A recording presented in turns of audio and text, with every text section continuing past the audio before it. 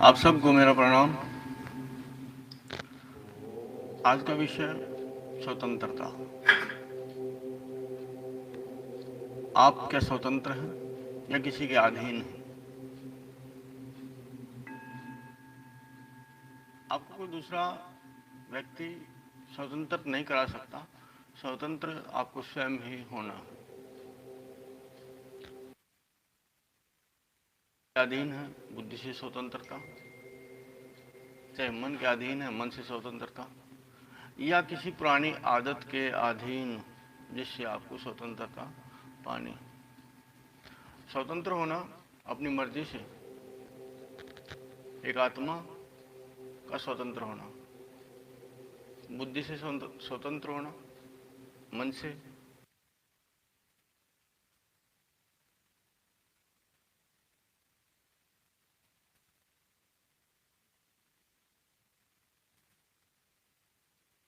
किसी को बीड़ी पीने की आदत है, किसी को सिगरेट पीने की आदत, किसी को शराब पीने की आदत है।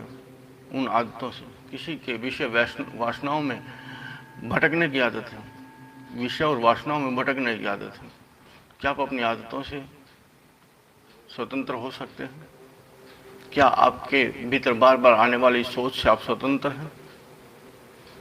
अगर आपको स्वतंत्र होना है तो आपको एक ही भाव रखना है, दृष्टा का भाव, कर्ता का भाव नहीं, दृष्टा का भाव। देखना क्या अच्छा है क्या बुरा है, किसमें हानि है किसमें लाभ है, क्या आपको असली सुख दे सकता है, क्या आपको असली दुख दे सकता है।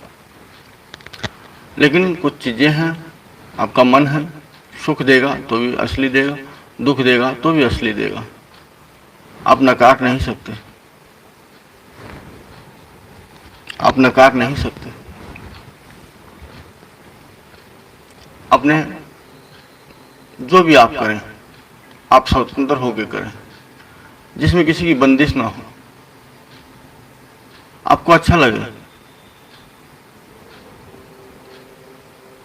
अच्छा तो बुद्धि का भी किया हुआ लगता है, छोटे स्वादों का चक्कर है, छोटे स्वादों का लेना है। वासना आपके भीतर व्याप्त रहती है, आप भटकते रहते हैं किसी किसी के पीछे। अगर कोई औरत है तो आदमी के पीछे, कोई आदमी है तो औरत के पीछे, कोई लोभी है तो लोभ के पीछे।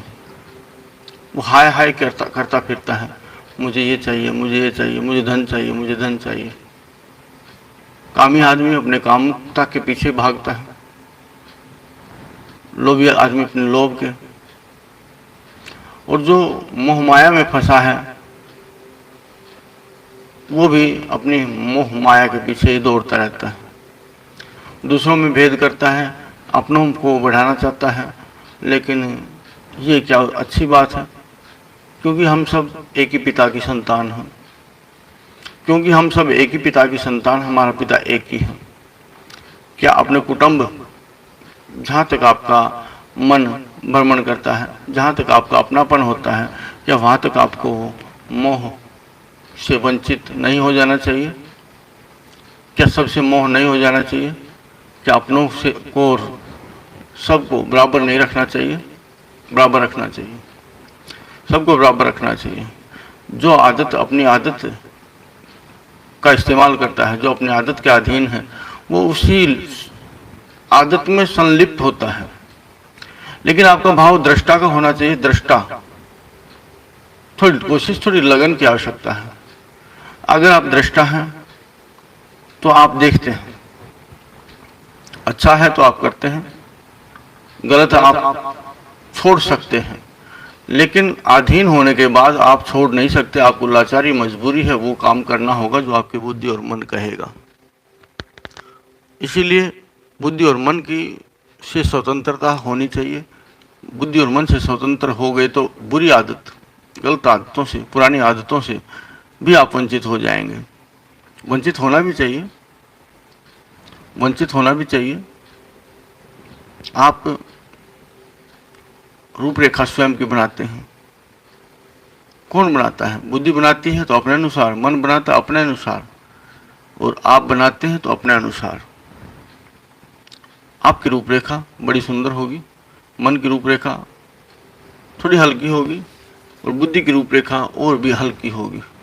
आपको ये भाव से पार नहीं उतार सकते, लेकिन भाव से भर के आप भगवान को रिझा सकते हैं।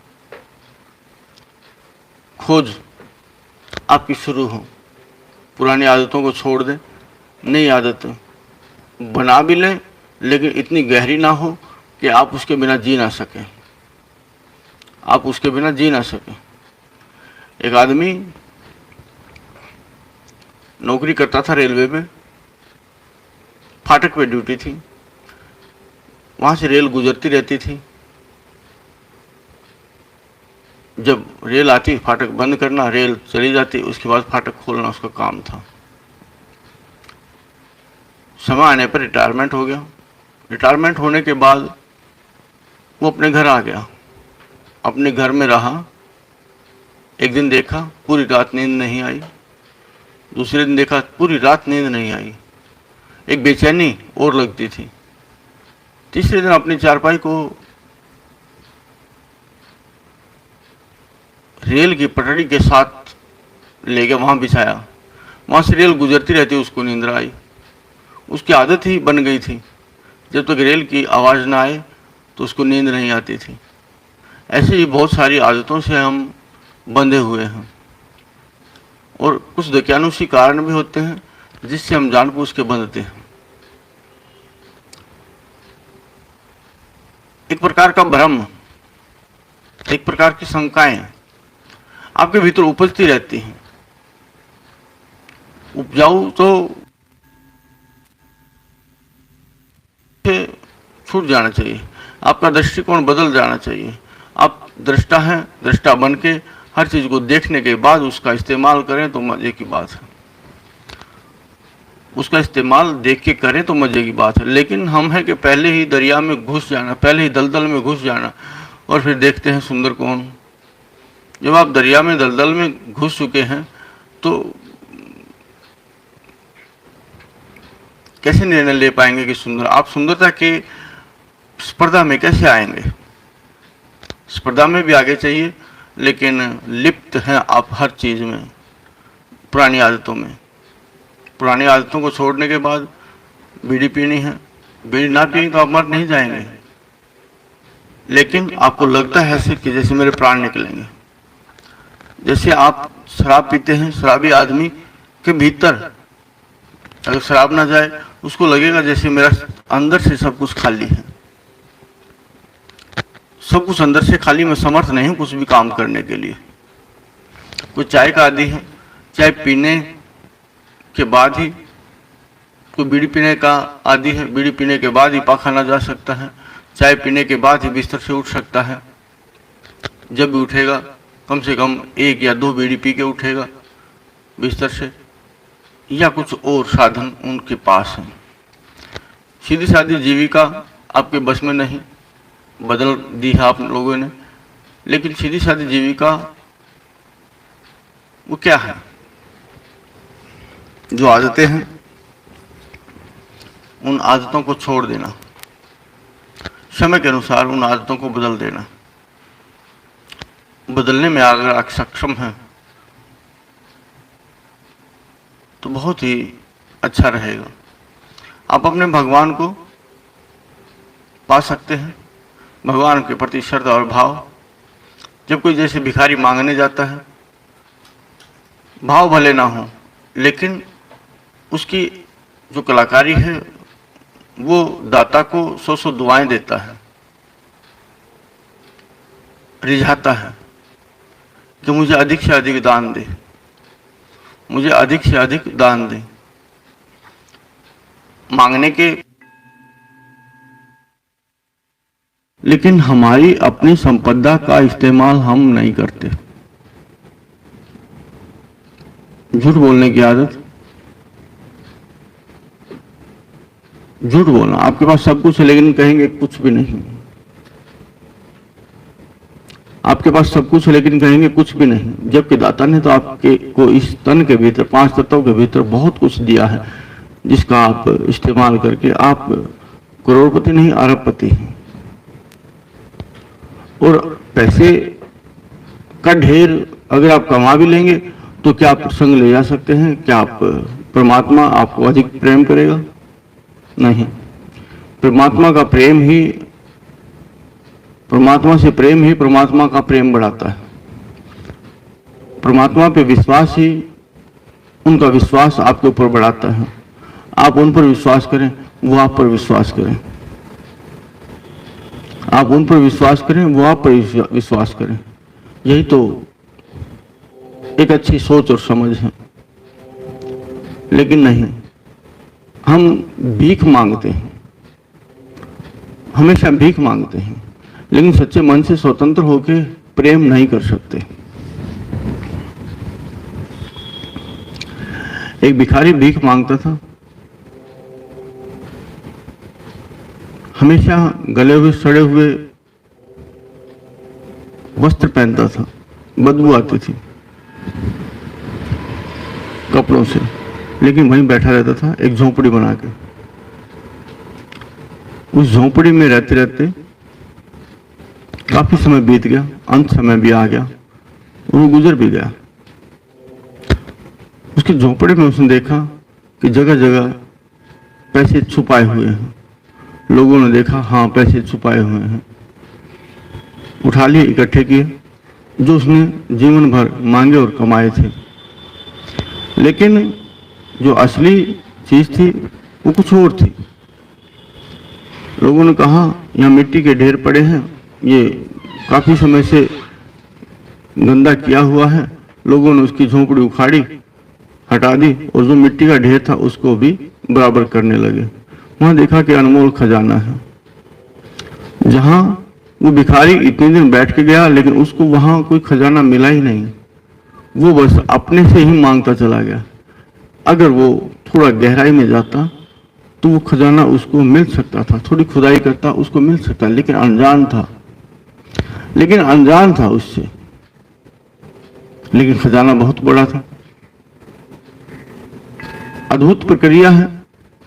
आपके भीतर अनमोल खजाना है, लेकिन आप फिर भी बाहर ढूंढते हैं। पूरी समझदारी है, लेकिन दूसरों से समझ लेते हैं। आपके भीतर पूरी समझदारी, लेकिन फिर भी दूसरों से समझ लेते हैं।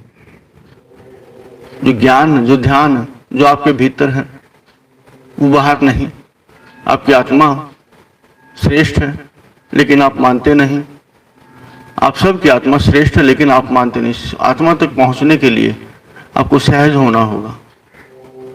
हम लोग जो थोड़ा सा भी प्रभु के मार्ग में चलता है वो बहसबाजी नहीं करता कभी भी, किसी भी बात के लिए वो उलझता नहीं। जो परमात्मा को, परम को मानता है, जो अपने लिए तत्पर है, वहां तक पहुंचने के लिए मार्ग खोजता है, वो किसी भी बहसबाजी में नहीं पड़ता, किसी से किसी भी प्रकार की बहसबाजी नहीं करता। जो तार्की हैं, जो तर्क करते हैं, वो अधूरे हैं। जो तार्की हैं, जो तर्क करते हैं, वो अधूरे हैं। लेकिन प्यारा इंसान हमेशा संतुष्ट रहता है, या यूं कहिए कि संतुष्टि ही प्रेम में बदल जाती है। संतुष्टि ही प्रेम में बदल जाती है।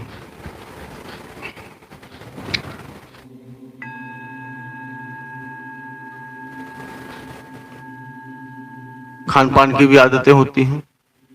कोई किसी प्रकार का खान पान खाता है, वो एक ही तरह का खाता है।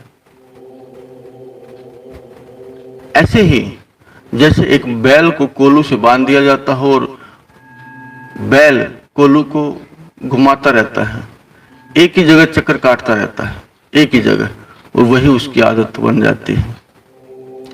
वही उसकी आदत बन जाती है। छोटी छोटी चींटियां, उसके सामने आप लाइन खींचे, उस लाइन के अनुसार ही चलेंगे, उससे अलग नहीं चलेंगे। आपकी आदत बनी हुई है कोल्लू के बैल की तरह, घूमते रहते हैं, लेकिन बाहर का भ्रमण किया नहीं, देखा नहीं, निहारा नहीं, धरती और आकाश को देखा नहीं, समझा नहीं। उनकी कृपा के पात्र आप बने नहीं।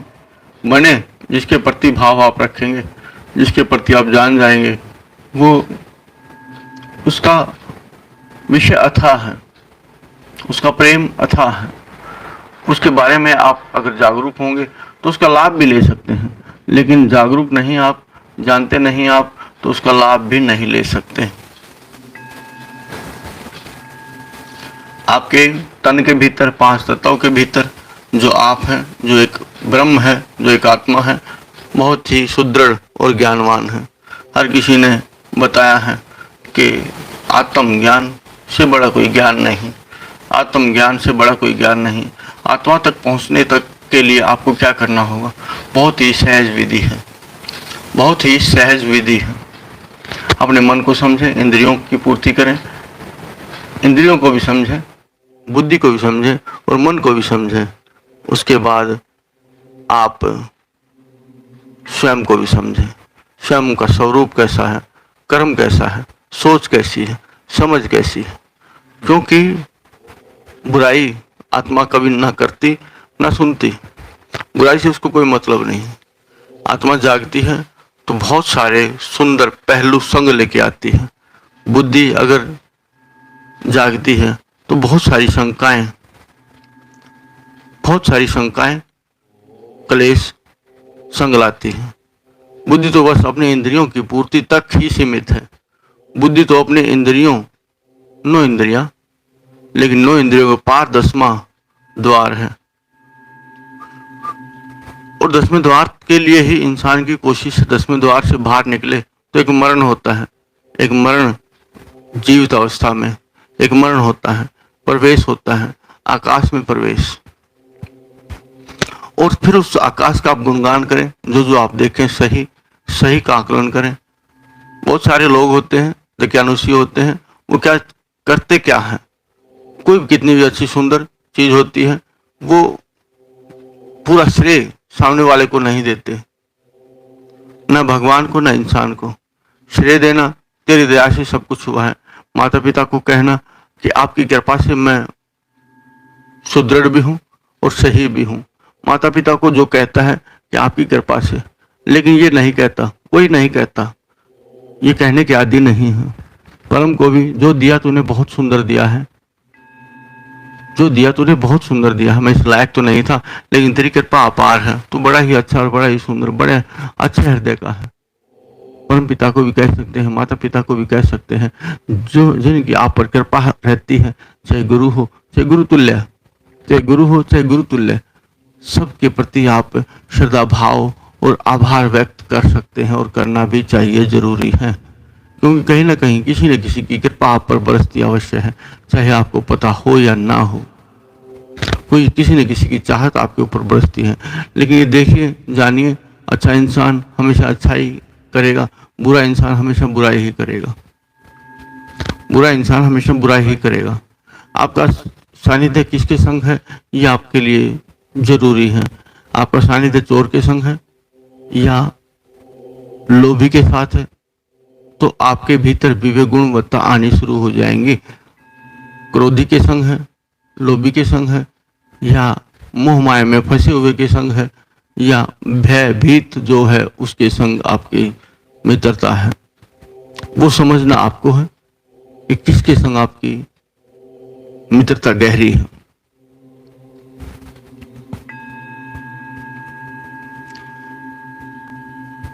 भटकते रहने को आप परिवर्तन मानते हैं तो ये ठीक नहीं।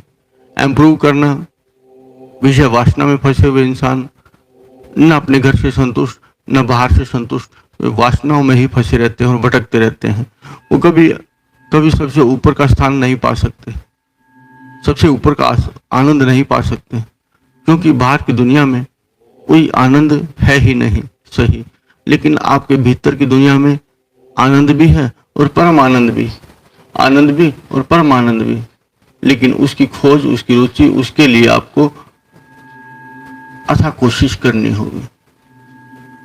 उसके लिए आपको अपने खजाने खोदने होंगे, अथाह अपार खजाना आपको देखना होगा। जो आपके भीतर जो खजाना होगा वही आपका है। आपको निरंतर कोशिश करनी चाहिए, लेकिन निराशा हमेशा देख के दूर करना चाहिए।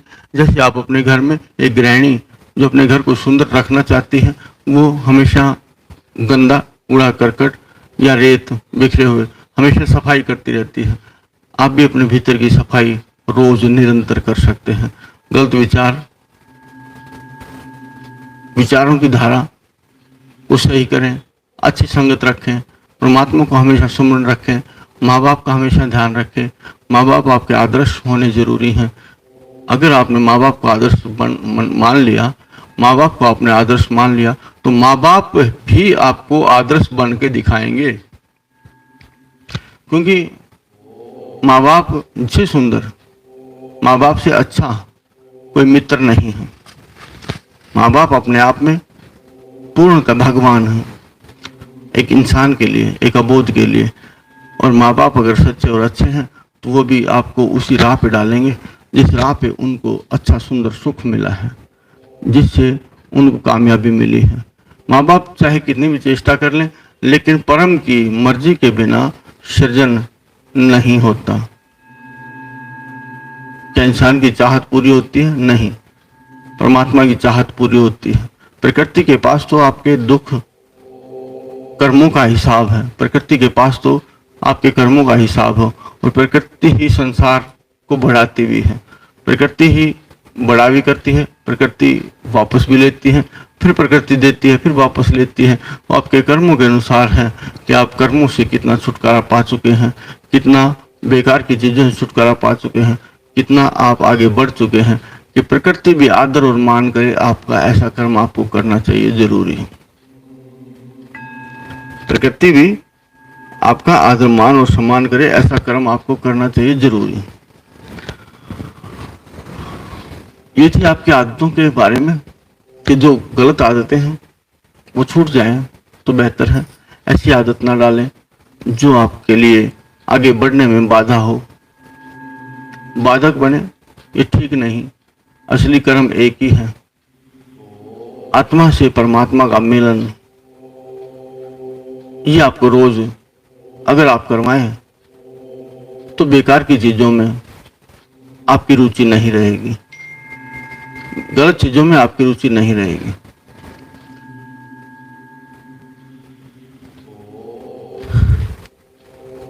अगर आपकी रुचि हो जाए, आपका धर्म बन जाए, आपका कर्म बन जाए, परमात्मा, परम पिता परमात्मा में लीन होना,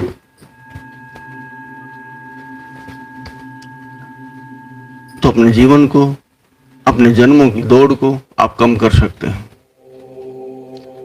जो पहले आपकी आदतें थी वे अगले जन्म के संस्कार हैं।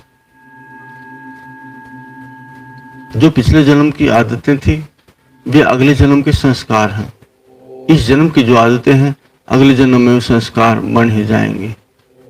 पिछले जन्म में आपकी आदतें, अगर कंजूस के पास बैठे हैं तो कंजूसी आपकी आदत है, तो इस जन्म में वैसा ही आप कर पाएंगे, वैसे ही संस्कार आप बना पाएंगे, वैसे ही विचारों से आप भरे हुए रहेंगे। अन्यथा और भी दूसरी कोई भी चीजें हैं, लोभी हैं तो लोभ के संस्कार इस जन्म में बन जाएंगे। लेकिन आज क्या हो कि आने वाले जन्म में वे संस्कार ना बने, संस्कार अच्छे बने। भगवान की सेवा की आदत जिसको है, अगले जन्म में संस्कार, वो भगवान के बिना रह ही ना पाएगा, वो प्रेमी के बिना रह ही नहीं पाएगा। तो ये चीजें आपको समझनी है कि जो पिछले जन्म में किया वो इस जन्म में आपके संस्कार बने, वही रुचि रही। इस जन्म में जो आदतें होंगी वो अगले जन्म में संस्कार बन जाएंगे, और संस्कार आपके होने चाहिए सुंदर, अच्छे संस्कार चाहिए, अच्छे। आप अपने गुरु का मान और सम्मान बढ़ा लेंगे, जो एक प्रकार से भगवान से भी दर्जा ऊंचा है, गुरु का मान है। आप अपने आप को टटोलिए, मन को टटोलिए, मन को कहिए कि मुझे हरि के दर्शन करने हैं, आकाश में भ्रमण करना है, सूक्ष्म शरीर के द्वारा जल के भीतर प्रवेश करना है, सूक्ष्म शरीर के द्वारा। ये शरीर सद जाए, 5 तत्व आप बोल के बताएं। पृथ्वी, अग्नि, जल, वायु और आकाश, ये आपके भीतर से ये आपका सद जाए, इनकी कृपा आपके ऊपर हो जाए, 5 भूत से दूरी हो जाए, काम, क्रोध, लोभ, मोह और भय। 5 भूत से आपकी दूरी हो जाए, 5 तत्व का शरीर आपकी मदद करे। सूक्ष्म शरीर इस शरीर के भीतर है, शून्यता में ये शरीर हो जाए तो आप फिर सेवा और भक्ति कर सकते हैं। भगवान का हवन वंदन, उनका चंदन आप ले सकते हैं। तो अपना